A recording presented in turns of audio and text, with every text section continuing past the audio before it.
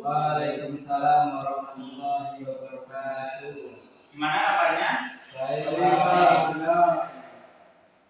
Oke, sebelum memulai pembelajaran pada sore hari ini, alangkah baiknya kita berdoa dulu agar pembelajaran pada sore hari ini diberikan kelancaran dan keberkahan. Untuk kelasnya bisa dipimpin doa, Mas Adit. Bismillahirrahmanirrahim. Oke, pada kesempatan kali ini kita akan belajar bersama-sama mengenai fikih mawaris. Jadi sebelumnya Bapak ingin menyampaikan bahwasanya fikih mawaris ini ilmu yang sangat penting sekali ketika nanti kalian terjun di masyarakat, nanti kalian sudah bisa membagi mengenai hukum waris. Dan fikih mawaris ini sifatnya itu, hukumnya itu fardu kifayah. Fardu kifayah. Tahu fardu kifayah itu apa? Wajib bagi sekalangan kelompok. Tapi ketika ada satu orang yang melakukannya, maka fardu tersebut gugur. Oke. Langsung ke tujuan pembelajaran pada sore hari ini. Diharapkan nantinya kalian memahami mengenai konsep dasar fikih mawaris, mengikuti pengertian dasar, hukum dan tujuan pembagian warisan dalam Islam. Terus kalian mampu menganalisis rukun syarat, sebab dan penghalang waris sesuai dengan ketentuan syariat Islam.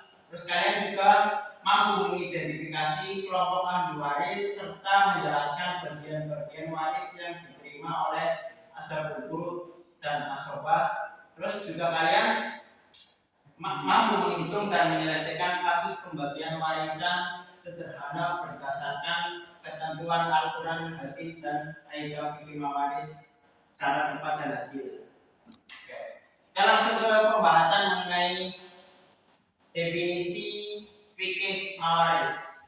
Bisa dibacakan Mas Arwan? Kata mawaris berasal dari bahasa Arab miras, yang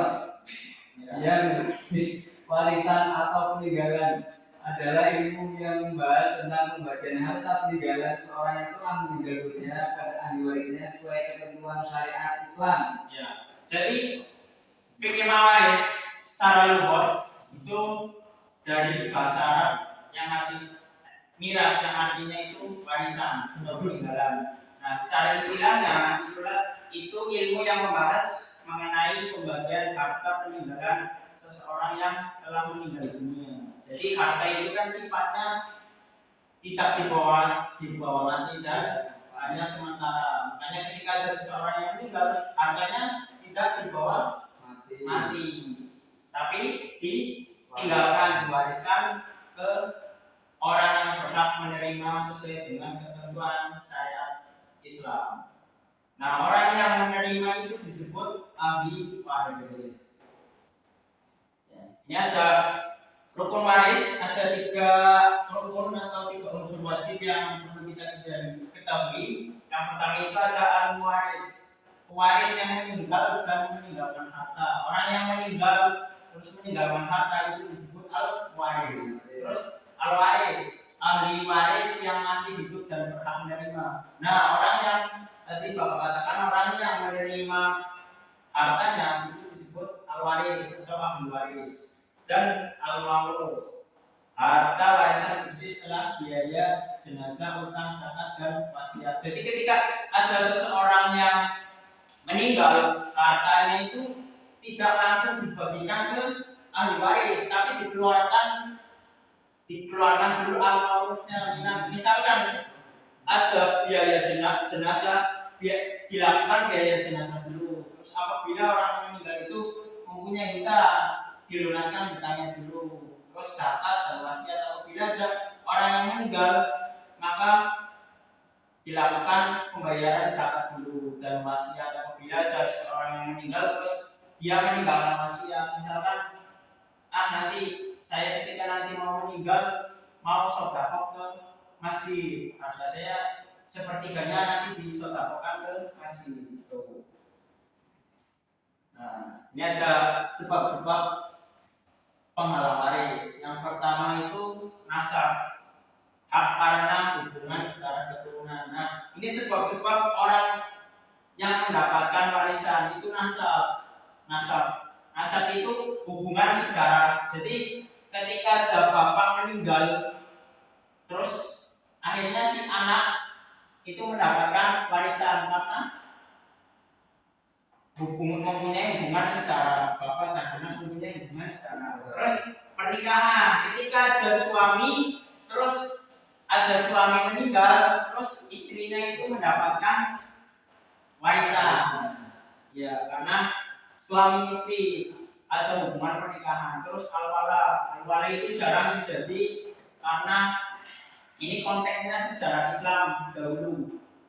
Al-wala itu hubungan perwalian historis atau perbudakan. Itu sudah jarang terjadi di masa sekarang. Terus ini ada sebab-sebab penghalang orang tersebut tidak mendapatkan harta warisan. Yang pertama itu pembunuhan. Nah, semisal ada seseorang meninggal, terus semisal gini, kan kita pernah lihat ya di acara-acara televisi seseorang anak membunuh bapaknya. Nah, itu anaknya tidak mendapatkan warisan. Seorang anak membunuh bapaknya, soalnya pengen mendapatkan warisan. Nah, itu anaknya tidak mendapatkan warisan karena menjadi penghalang waris. Terus perbedaan agama. Terus ketika ada seseorang meninggal dan ada suami meninggal terus punya istri, istrinya itu agamanya berbeda, misal agamanya dari agama lain, non muslim. Nah, itu tidak mendapatkan warisan. Terus ada perbudakan. Ini sudah jarang terjadi di zaman-zaman sekarang. Ini ada penggolongan ahli waris. Ini ashabul furud. Nah, jadi ashabul furud itu ahli waris yang bagiannya sudah dinaskan dalam Al-Quran, sudah ditentukan dalam Al-Quran, jadi tidak bisa diubah-ubah. Sudah dinaskan dalam Al-Quran. Ini ada bagian-bagiannya, ada suami. Ketika suami itu mendapatkan setengah atau seperempat. Setengahnya itu jika istri tidak mempunyai anak, terus seperempatnya jika istri mempunyai anak, cucu dan lain-lain. Nah, ini tabelnya sudah kasihkan ke kalian, nanti bisa dibaca-baca. Ya. Nah, ini asobah. Jadi asobah itu ahli waris yang mendapatkan sisa dari Dabil furud atau ashabul furud. Nah, ini jenis-jenis asobahnya. Ada asobah binas, asobah karena dirinya sendiri, terus asobah bil khair. Perempuan itu menjadi asobah karena bersama laki-laki yang sederajat. Terus asobah ma'albi, perempuan menjadi asobah karena bersama anak perempuan. Nah, ini adalah langkah cara kita membagi harta warisan. Yang pertama itu konfirmasi pewaris, terus hitung harta bersihnya, terus identifikasi ahli waris dan hijab, terus tentukan asal masalah, akar masalah dan koreksi. Nah, ini ada studi kasus. Kita mau diskusi apa? Ada satu yang maju. Satu Pak, ini Pak. Ini Pak, Mas Awang. Ya. Gimana kawan dulu sih? Ya. Ya, nanti kita diskusikan bersama-sama yang mengenai studi kasus ini. Jadi studi kasusnya seorang meninggal dunia dengan harta bersih sebesar 180 juta. Ahli waris yang ditinggalkan itu istri, ibu, terus satu anak laki-laki. Nah, pertanyaannya, tentukan bagian masing-masing ahli warisnya. Nah, ini ahli warisnya ada istri, ibu, dan satu anak laki-laki. Nah, istri ibu ini yang dinamakan ashabul furud atau dabil furud yang sudah dinaskan dalam Al-Quran. Nah, satu anak laki-laki ini disebut asobah. Mereka yang mendapatkan sisaan dari istri ibu. Nah. Oke, setelah kita mempelajari mengenai hukum waris, kita dapat bisa mengambil hikmah dari fikih mawaris ini yang pertama itu keadilan.